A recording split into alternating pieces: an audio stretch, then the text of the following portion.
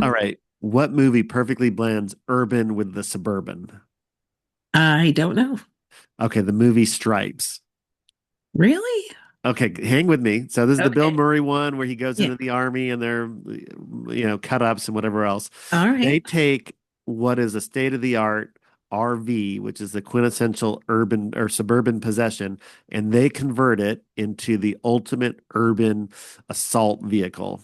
And they go in, I think, to Romania and do some combat and rescue some soldiers who went over enemy lines. So it's like you just think we're going out on holiday, gonna go see the Tour de France, and then they go from East Germany or West Germany into, East Germany or something. And all right, never mind. This Sounds is like the a real guy movie. story. Yeah, this is the real story with Adam and Sherry.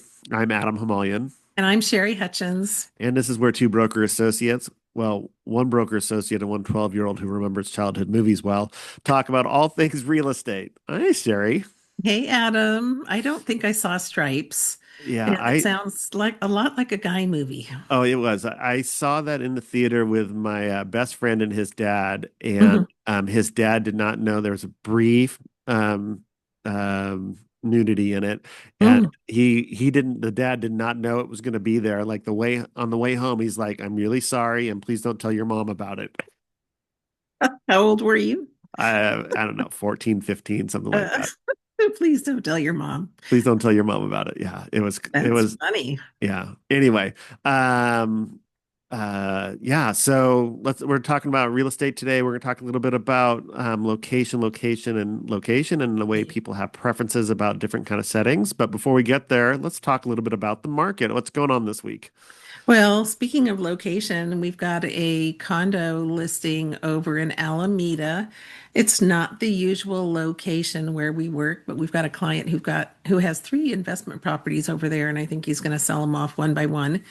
And we are in the process of having the first one on the market, Yeah, and it's been sitting there for a while. We're not sure if we've got a slowdown in the market or this is just the usual summer slowdown. yeah. Well, I have connection with Alameda. Of course, that's where I grew up, and Oh, yeah. yeah, my I went to high school there. My dad went to high school there, so I have some Alameda is very familiar stomping grounds. Alameda roots. Yeah, but it's interesting that actually this complex was developed after I graduated from high school. So it in the East Bay housing that's relatively young, Yeah. um, and So I think one of 80, the 70s, 80, 80s, 86. Our unit 80. was built in 86. All right. W- but yeah, I think that we were looking at comparable sales and things that like what has gone Hmm. pending since we've got on the market. And it Hmm. was very startling. So this part of Alameda is known as Bay Farm Island. Hmm. So it's not actually on the island itself Hmm. of Alameda. It's adjacent to the Oakland airport, Hmm. essentially. Hmm. Um, Kind of in the flight path almost. Almost, yeah. Yeah. And the we went back and looked at of the dozen or so homes, townhouses, condos that have come on the market since the beginning of May. None have gone pending, and this is spanning the whole price range. It's just the doldrums of summer, I think. Yeah. It's unusual that something from May, I think it was May 22nd-ish, would not have gone pending. Yeah, Not but even one. there's a whole collection of us just twiddling our thumbs. Yeah. Um, Well, and I we guess we were looking at comps, sorry, because we were going to recommend a price reduction because when you've been on the market for almost 40 days, which is where we're headed, I mean, that's an eternity. Most sales in the last 5 years, the time you get day 40, you're on the market, you have an offer, and you are closed escrow, yeah um, not sitting on the market for 40 days without an offer. yeah. Well, we won't talk about our client's strategy about where we're going forward, but it Mm. is it's not that we don't think the value's there. So that'll maybe it's a learning opportunity for you and I about value and what's Mhm. happening with that. Yeah. It's not uncommon for the middle of the summer. People got out of their kids out of school. They're going on vacations. Hmm. It's actually not unusual that people's minds have turned to other things. So Well, and I mean, you and I met for coffee this morning. Well, tea for me, coffee for you at one of our favorite spots. We call it our office, our second office. mhm. It's a little place called Brioche de Paris in Walnut Creek, and it was pretty vacated Yeah. here in the middle of July. Usually that place is packed. Yeah. And we are, lucky if we can find a place to sit. But I mean, there were just a handful of people in there this morning. So Yeah. It was summer slow down for them too. yeah, it was kind of fun to watch. They were doing some marketing photography. They were bringing out all sorts of pastries and sandwiches that they made, and had a whole little light setup, taking photos of the food for marketing purposes. I wanted to go over and take the sandwich off the plate because it looks so good, but figured that would have been frowned upon. I think the photographer must have been a professional photographer, and she clearly is not from Walnut Creek because when she came in the door, she was very noticeable because she had on a full length black, what looked to be wool coat. Yeah. It was Yeah. probably cold in San Francisco this morning, and she Yeah. probably got on BART or something and was dressed for San Francisco weather. And it's supposed to be 97 here today, so she Yeah. she was a little overdressed for the weather. Yeah, but yeah. So anyway, she'll figure it out, I'm sure. Yes, or something will figure it out for her. So Yeah. So anyway, yeah, so we were talking about location. locations, and the failed story about urban and suburban, that I started with. But we live in a largely suburban environment. Most of the homes we sell are people that are commuting to other communities to work, whether that's the South Bay, San Francisco, or Oakland. Hmm. Um, and while we have some downtown areas, sometimes we get clients that are interested in walking the downtown. Hmm. Um, but we don't have anyone that I think, somebody really wanted an urban experience. I one time had a radio announcer who wanted to relocate from the city to be near his adult children in Walnut Creek, and he wanted to have a feeling like he had in the city because he Hmm. liked living in the city. He was a former baseball player. He liked being able to go to the radio station, which moved out of San Francisco for the first time this year in Oh like wow. years. Yeah. Um, and he did not find anything he liked, like our downtown Walnut Creek, that's not urban. And I'm just curious, like if you had a preference, like what setting, have you ever lived in a urban setting? Actually, I lived in San Francisco for 22 years. Oh, you Yeah. grew up in Hicktown though, Livermore. I grew up in Livermore, which was the polar opposite of an urban setting. Would you call when you grew up, would you describe Livermore as rural or suburban? Well, let me put it this way. We moved there when I was in seventh grade, and the first day of school, I was very surprised to see that a lot of the boys had big old silver belt buckles and cowboy hats on All right, I at have to school. I have to ask this question. Anybody have navy blue corduroy jackets with yellow letters on it? FAA FAA, yes, I or believe. FFA, Future Farmers of America. Yeah, I believe FFA was a big deal All right. at the Okay. time. Not for me. No, no interest whatsoever in any of that. But yeah, I would say that Livermore was it was a little cow town. Is how I Yeah. describe it. It's not like that anymore, but it certainly was when I moved there in seventh grade. So, Yeah. Well, you think about the Alameda County Fair in Pleasanton, mhm. I mean, the history of that was very kind of rural country farm adjacent, if nothing else. Yeah, I mean, I think it's running right now, isn't it? Yeah. I mean, you can go out there and see goats and sheep and all kinds of things auctioned off still over in Well, the well, now I feel agricultural like we're in the musical Oklahoma. Goats and sheeps and geese better scurry when I take you out in Missouri. Okay, so how does a 7-year-old girl in Livermore end up living 22 years in the city? Uh, so how did you get there first? So, my first job out of school was for Purex Corporation, and they're a Southern California company, and they compete against Clorox bleach, Clorox products. And I went to work for them as the only female sales rep in the Western United States, which was about 13 states at the time. And my area was San Francisco coastline up to Eureka and down to Monterey. Oh, wow. Okay. It was a big territory, but I was required to live in the city. So I had been living in Pleasanton in a little three-bedroom apartment with a couple of roommates, and our total rent was $250. Oh, Three-bedroom, two-bath apartment. It was, yeah, it's hard. oh my gosh. That's not even a PG&E bill nowadays. No, not even close. But we, with the two roommates thought, yeah, San Francisco sounds fun. Let's all move to San Francisco with Sherry. So we found a brand new construction flat out at 46th and Lincoln. I think it was April, and it was absolutely gorgeous, as San Francisco can be in April. And 2 blocks away was Ocean Beach. We could hear the ocean, we could hear the foghorns. And nobody had ever lived in this house. It was just finished being built. And the rent was $500 for a three-bedroom, two-bath. And we figured since, we were going to live in the city and have real jobs, that wouldn't be a problem. And then the night before we moved, one of the roommates got scared and canceled out. So, which is a whole nother story about roommates, if we ever want to talk about roommates and Yeah. segregation. But yeah, that's how I ended up over there. It's interesting. So we mentioned a moment ago, I grew up in Alameda, and uh, while it it has some kind of urban feeling to it, it really was more like a suburb. Yeah. And being an island kind of separated, and Alameda's flat as a dime. I could ride my bike everywhere. Hmm. There's one street called Mound, and that was where there was actually some ancient native uh, residents burial grounds. I don't know where they are now, but that's why they called Oh, the street wow. Mound. And it had like a little bit of like 3 foot elevation. So that was a mountain to me.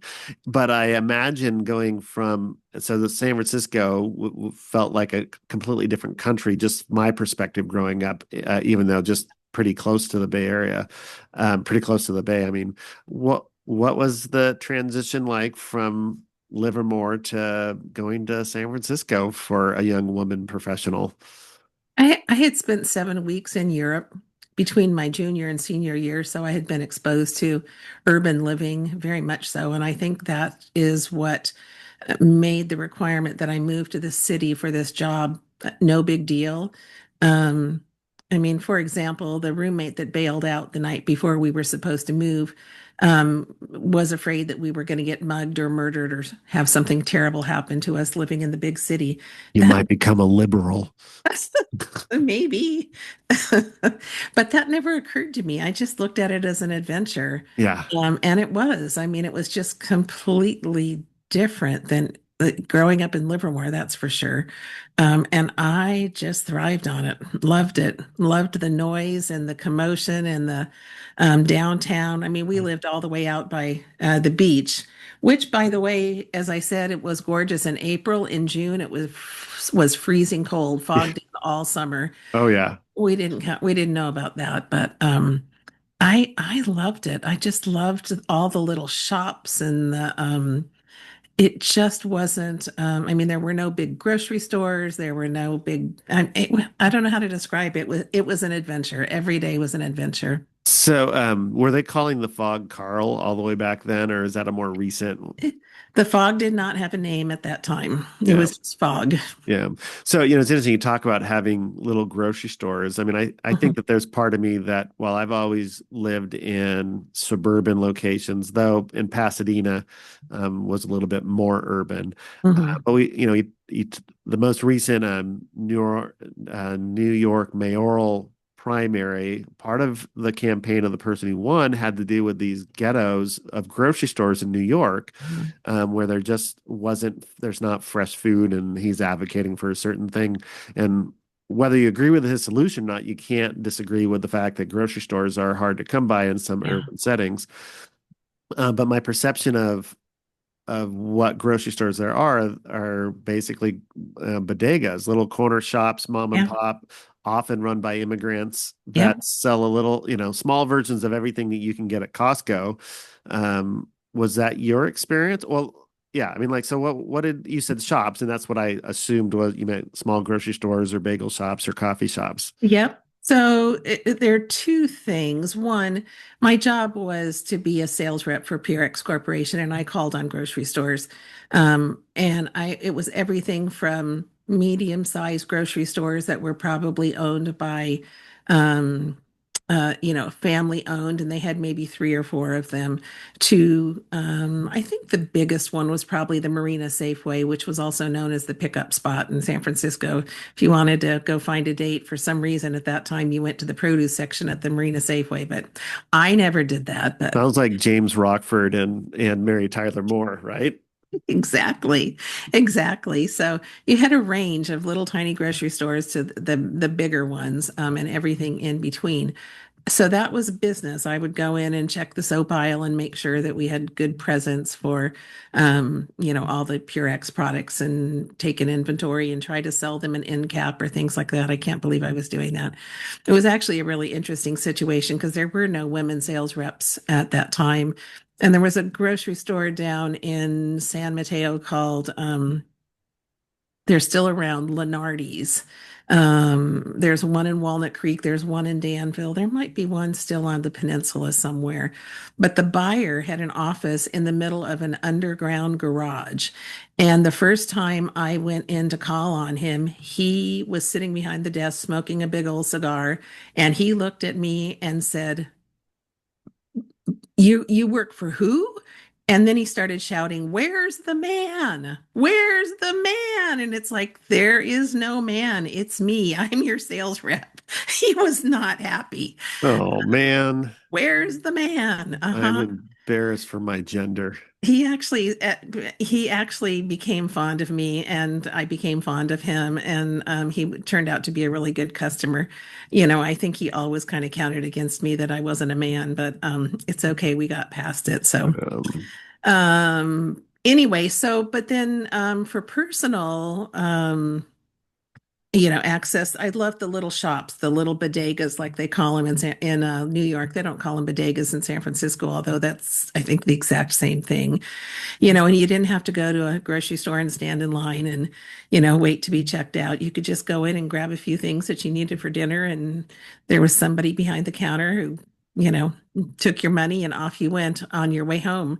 I often got off the bus, and went into the bodega and then went home, all just within a block or two of my house. It was really, really wonderful. And that's not even taking into consideration all the restaurants, um, and the little bakeries and yeah. the little places you could go and have brunch on Sunday morning. I mean, I miss that part of it because we don't have anything like it in Walnut Creek. Uh, Well, it's interesting you say that because I've always, had them, on my bucket list, which I'll probably never get to, is living in an urban setting specifically so that I could walk down from my flat to a coffee shop on my block where I could mhm. then get an espresso and a pastry and sit on the street and people watch or read a book or Yeah, whatever it is you'd want to do um and feel like you're experiencing the world, but not having to get in your car and drive someplace else. I mean, like what we yeah, did at Brioche this morning. I mean, sitting there and watching somebody come in a trench coat and go, "What's that person doing?" and exactly. then watching all of the activity unfold and see her take pictures of the food, right? Just kind Oh, of yeah. experiencing something outside of your little world and in real life, not just on your phone. Um, There's always something to look at in the city. yeah, Uh, yeah.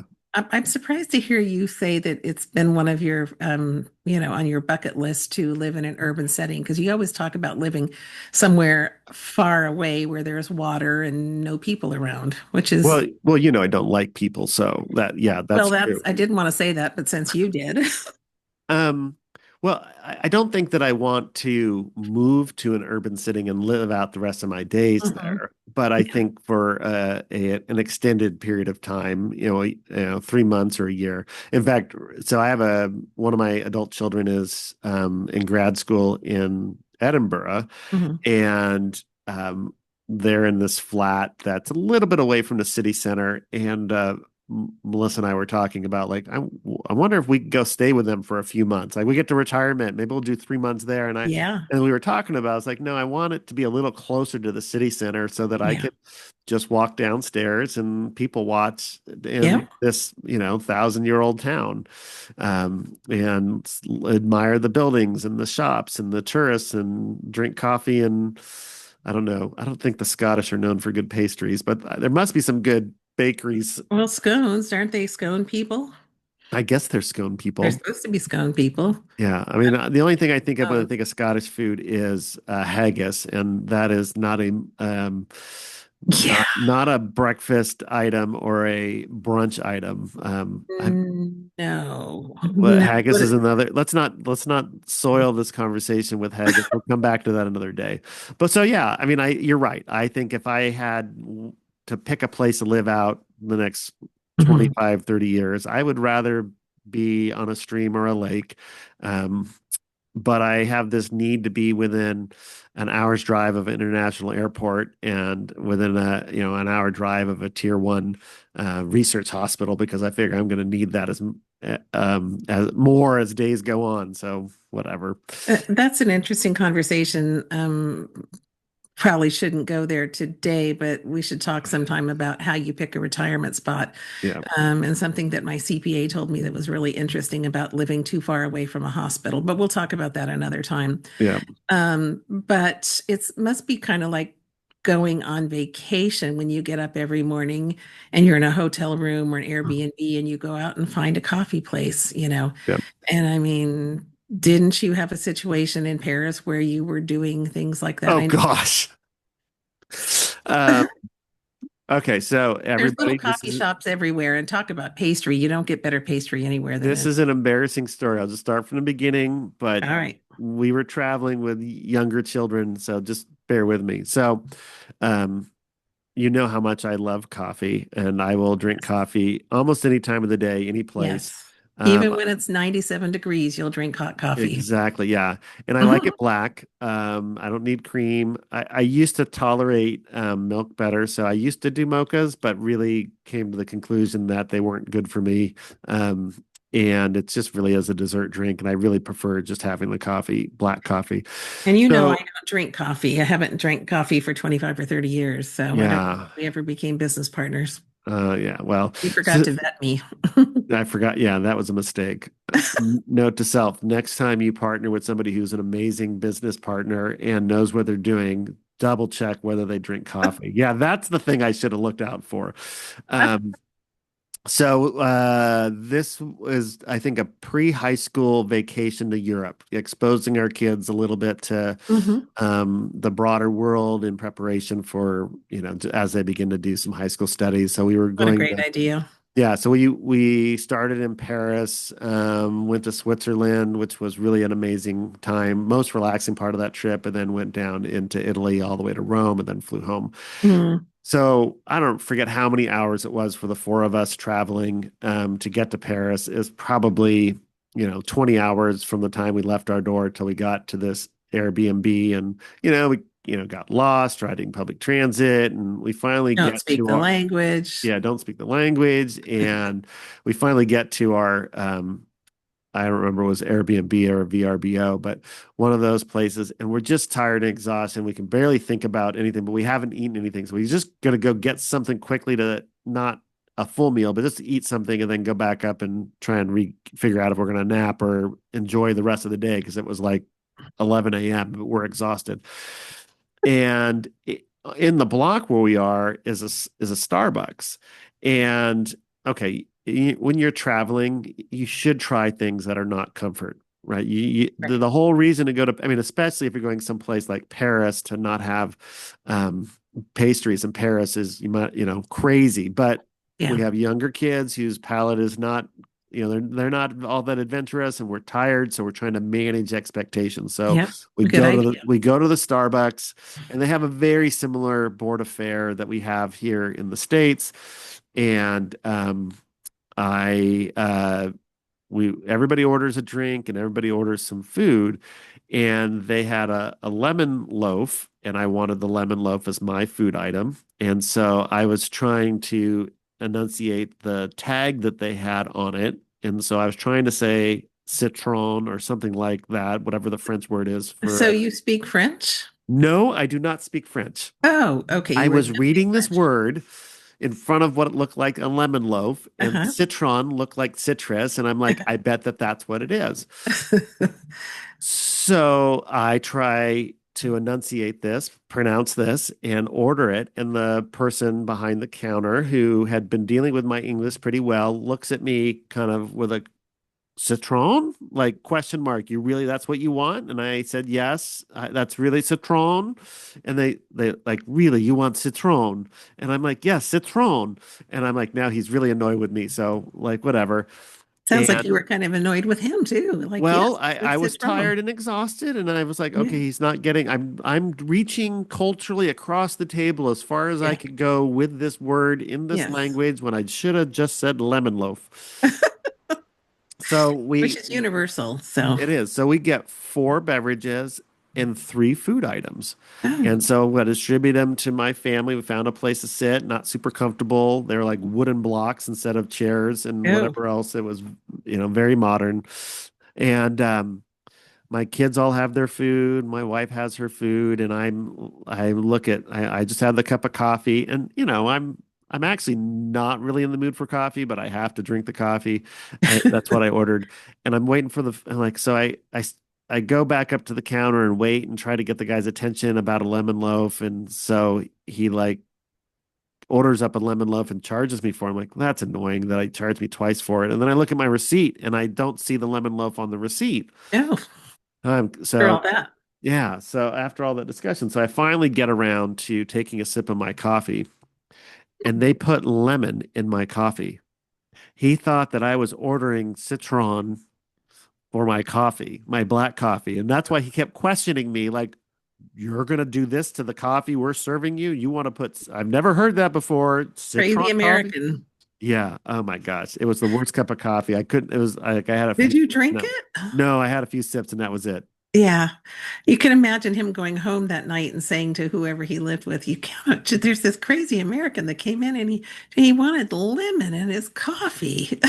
My family loves to tell that story, and I don't blame them. I have to just sit there and take it. I was, um, yeah, speak One your of, own language. Don't be ashamed to just speak your own language and admit I don't know how to speak the language. This is what I think I want, and let yeah, them help you out. yeah.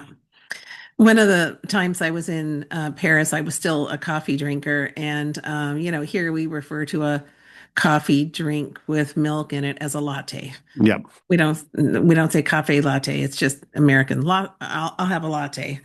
And so I ordered that in a little place in Paris and got a glass of milk. So not a cafe latte, a latte. A latte, a glass of milk, and definitely lost in translation. I'm looking at the glass of milk and at the waiter, and he's looking at me saying, I don't understand why you're asking for coffee now because you asked for milk. It's like, no, I asked for a latte. And latte, anyway, yes, that's why we travel, Yeah. because you learn something and you come up with these great stories. So. Yeah. Subsequently, on that trip, we went to real coffee shops in France and had real pastries and Yeah, macarons and everything else. So, um, I that's try one of to the, avoid at all costs Starbucks when we travel abroad at this point. when I lived in San Francisco, Starbucks was not around yet. Yeah. So there were all these great little coffee places. There was a place on Market Street where after I worked for Purex for 2 years, I ended up working at an ad agency.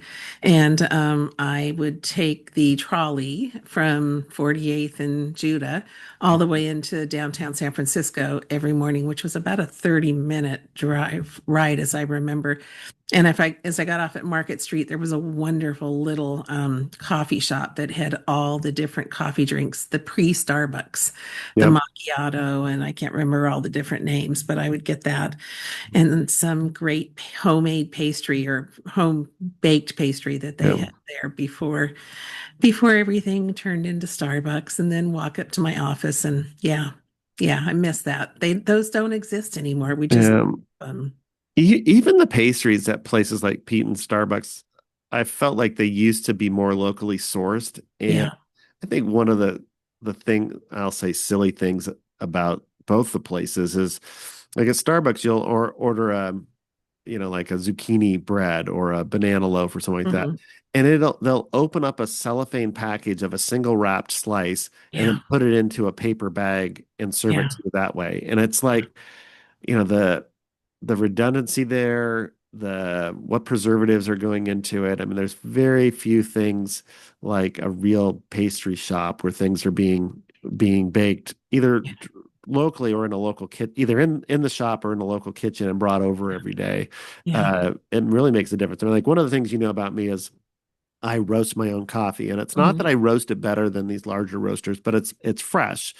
And coffee, just like any other food you might have, the flavor decays with time. And so, the example I usually give is: would you rather have a sandwich made out of bread from a bakery that was baked this morning or last night, or from a sliced loaf of bread off the shelf at Safeway?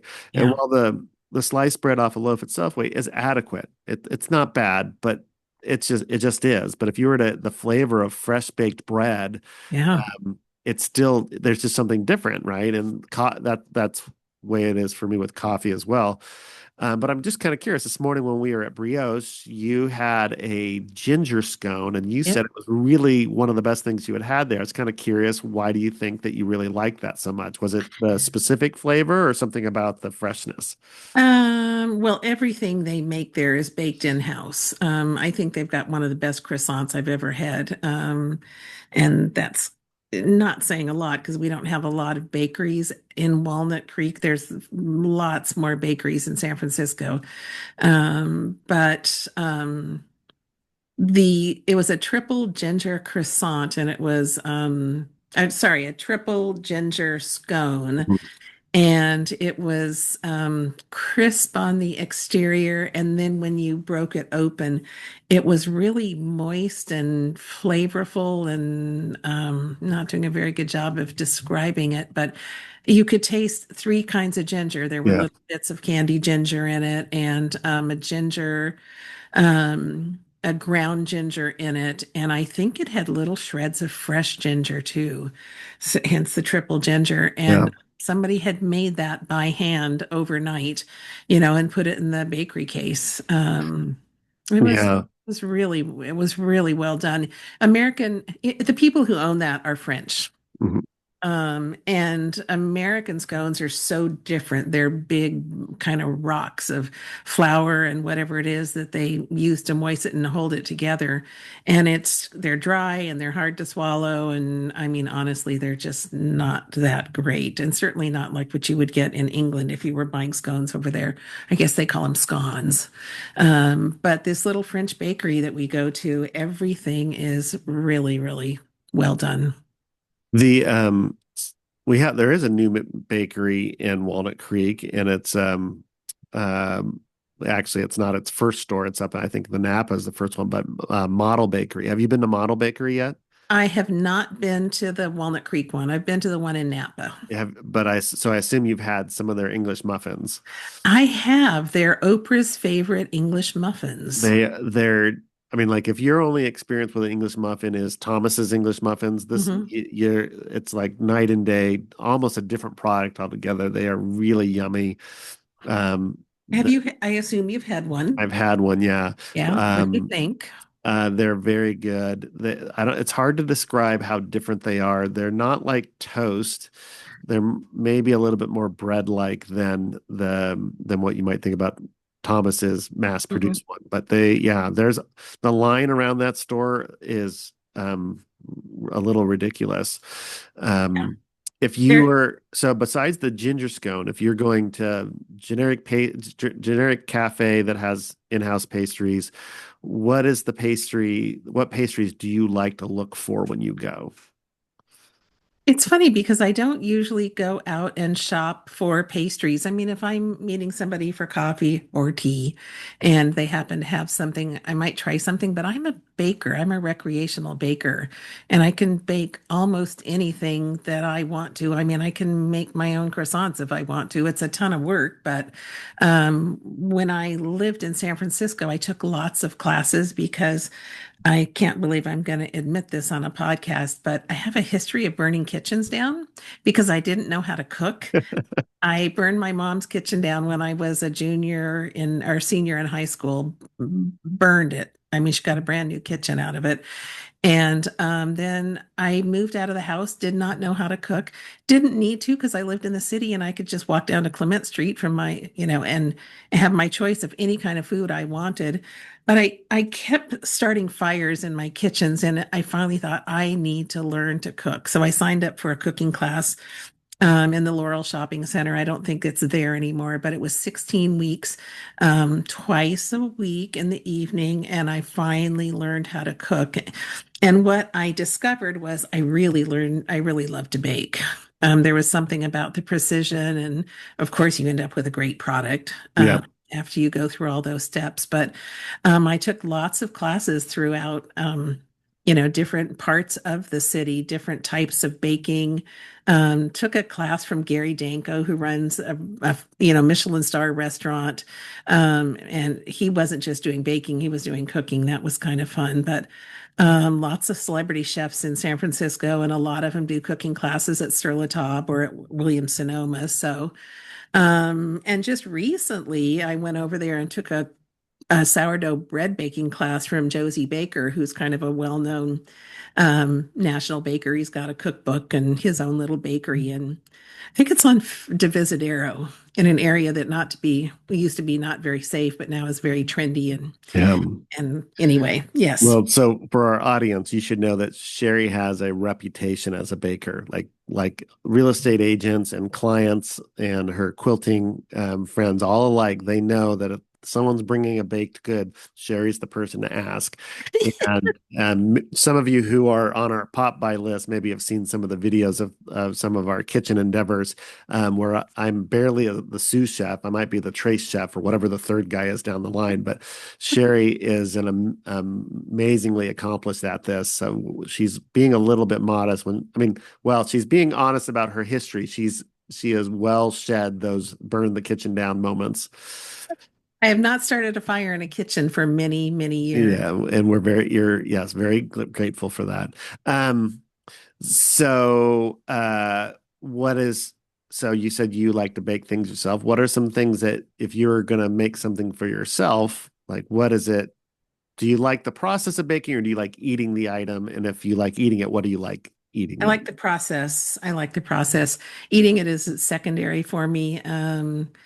If I was, I mean, because I bake, people tend to want to buy fancy desserts for me for my birthday. When somebody buys a birthday cake for me or has a party and for my birthday, they want to buy something that's mousse and ganache and fancy. And I don't want that. I want plain chocolate cake with plain chocolate icing, like your mom would make, for you when you were a little kid. What about Sabrina Kahlua birthday cake? Oh yeah, that's a pretty good cake actually. And Yeah, it's pretty simple. It reeks of Kahlua and in a good way. yeah, yeah. Um, But I'm not into fancy. I like to build fancy desserts for other people. yep. I like that process of going through all the different kinds of here's a layer of dark chocolate, here's a layer of semi-sweet mousse, and then topped by something, a white chocolate, genoise or something like that. But I don't want to eat that.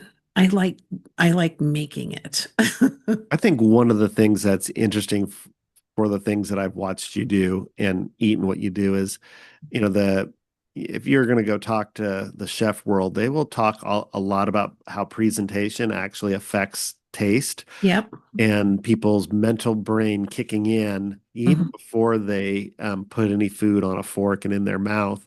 And that's one of the details that you're very good at is paying attention to how the presentation of, and I mean, I was thinking about the video of Thank when you. we made the chocolates. Why am I drawing Truffles. the truffles? Yeah. The truffles. I was I'm envisioning a pig snooting around looking for a real truffle. I'm like, I couldn't get that image out of my head. But the way that you carefully use tweezers to place a little piece of orange on top of the orange chocolate one so that it would like identify that, hey, this truffle has an orange chocolate ganache in it, and the piping of chocolate over the top of it to make it Yeah. look pretty, and how that anticipation, the presentation adds to the anticipation so that when you actually take a bite out of it, your salivation has already started and you're ready to Yeah. receive that flavor all across your tongue. So You eat with your eyes. yeah, yeah. Yeah, thank you. You were really good at that too, actually. I've made truffles for years, molded truffles in polycarbonate molds, and I've done it for years. And when we got the idea of doing it for pop buys for clients, it's such a big job, So when she especially. said I was good at it, what I was good at stirring the chocolate and then putting the boxes, assembling the boxes together to put the truffles in. That's what I was good at. So go look at the video on our YouTube page, and you'll see man hands and woman hands, and look who's doing the real work. Just gonna say. That's not really true. I mean, because one of the things, I mean, I've done a fair amount of cooking with you. We've made jam for clients. We've made all kinds of things for our client pop buys. And you watched how I use the polycarbonate molds. And, within minutes, you had grabbed the scraper and were, putting chocolate into the molds and then scraping it off and putting it in the fridge to chill for a little while and then molding them. And I mean, even using the piping bag to decorate them. You got it. You were really good at it. So Well, I had a good teacher. Thank you. it was fun. We should do that again soon. It's messy though. There's chocolate everywhere after you make truffles. That doesn't sound horrible. I love chocolate, so it's no big deal. All right. All right. So you talked about cake, but like, so you said you like croissants, scones. Do you like filled croissants? Like No. no. Oh, Just interesting. like I don't like fancy chocolate cakes, I don't like anything in my scone. I want just a nice buttery croissant. Yeah. Maybe some good homemade jam on it. Is croissant, is that where you take like the big block of butter and pound it with a rolling pin to get small thin layers of it? Is that Yeah, you make your own puff pastry basically, oh, and it okay. should have layers and layers and layers. I took a croissant class twice actually, and I can't remember how many layers it's supposed to have, but So 144 or is the something the like that. idea with the butter in between the layers of dough, is it creating space so that when it melts it creates voids, or is it like getting into the pastry, it's the dough itself, or like why does only the outside get crispy and not the inside? Oh, you're going to ask me hard questions, huh? That doesn't have to be. I just So like there's layers of butter. Croissant is just made up of butter and flour. And so there are multiple layers of thin layers of butter and then flour, butter, flour, butter, flour. And when it finally goes into the oven, what happens is there's enough water in butter that when it gets hot at, 375 degrees or whatever you're cooking it at, baking it at, the butter steams, and then when it creates steam, it puts layers in between the two, the flour layer above and below it. So if you cut a croissant in half, you can see those little voids in between the flour, and that's what makes it light and airy, and it's crunchy on the outside because that's what's getting brown from the heat, and the rest is kind of moist, right? so when they do fillings, do they pipe the chocolate or whatever filling in after the croissant's been baked, or It's does after. it's Yeah, they do it after? after. Yeah, they cut it open and put it and pipe it in or spread it in. So Oh, so they okay, interesting. All right. unless it's a pan au chocolat, in which case it's just a croissant that's in a A different a shape. a panalaka. What was that? Is Pan that what they're chanting in au stripes when they're doing their drill rifle routine? Chuckalaka lucka. What did you say? pan au chocolat. All of the chocolate? It's chocolate croissants, but All they're in right. a different shape. They're more rectangle shaped instead of shell shaped. Okay. And I mean, I know how much you love chocolate. Surely you've had one of those before. Yeah. Oh, yeah, you betcha. Yeah. So my experience with making croissants Oh, is, you made them. oh, sure. You peel the outer paper layer off, and then you push with the end of the spoon against the cardboard tube, and it pops open. And then you roll it out, and they're perforated in triangles. And they've got this cute little doughboy on the outside, and you Hmm. can like you pump it in the at the belly in the belly button, and he giggles, Can and you then do you that again? roll the triangles up with the tip at the end, and um, those aren't croissants They are American croissants, I believe you would call them. or crescent. I think my mom said crescent Crescents, rolls. They're crescent like, rolls, yes. yeah, yeah, Well, I, they're easier to make. I yeah, mean, but and you smother them in butter. It's all tastes good. yeah, butter, jam, whatever. Yeah, exactly. So you have to maybe sometime you'll have to teach me how to do a croissant and take a rolling pin to the slab of butter. Yeah, you just whack it and whack it and whack it and get all your frustrations out Sounds on like a the butter. plan. Yeah, it's so complicated that I actually had to take the class twice. Oh, interesting. Okay. We have a client and a good friend of mine, Jen, who makes croissants a lot. She only took the class once and she got it. Yeah. And she makes beautiful croissants. So All makes right. it look easy. Maybe we'll have to have Jen and give us a tutorial. Yes, a little mini lesson. So, Yeah. All right. So, um, 22 years in San Francisco, but now you live in the suburb. Do you yeah. cherish the time in San Francisco? Would you ever move back? Do you like the Sometimes I suburbs? miss it, and sometimes I think about moving back after I retire. I mean, Yeah. it's a big city, and I mean, the reason I moved was I wanted to buy a house, and you could get more money for you could get more house for your money Yeah. out this direction. That over there, I could have gotten a studio, and out here, I bought a 3 bedroom, 2 bath, Nice. beautiful townhouse actually. Yeah.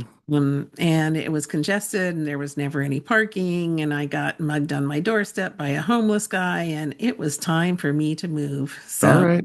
but I still miss it. I miss the little shops. I miss the little bakeries. I miss getting up on Sunday and going to the museum or going to Golden Gate Park, or just walking around the city. Yeah. It's a beautiful city. Well, there's lots of different reasons to live in different locations, whether Yep. it's the convenience of the bodega on the corner for your Yep. grocery on your way back from the bus stop, or whether you like suburbia where you have a little bit more elbow room between you and your neighbor, Yep. presumably less crime. Um, yeah, there's a lot of reasons to do either one, and that's part of what's fun about real estate is everybody has different thoughts and maybe different thoughts at different parts of their life. So Yep. real estate's very fun as you help someone discover what it is they're looking for at any particular stage of life. And there's no cookie cutter client and no cookie cutter. Well, there are some cookie cutter neighborhoods, but there are all sorts of different stories out there. Yep. Location, location, location. Yeah. Any other final thoughts about that before we sign off? No, I think we covered it.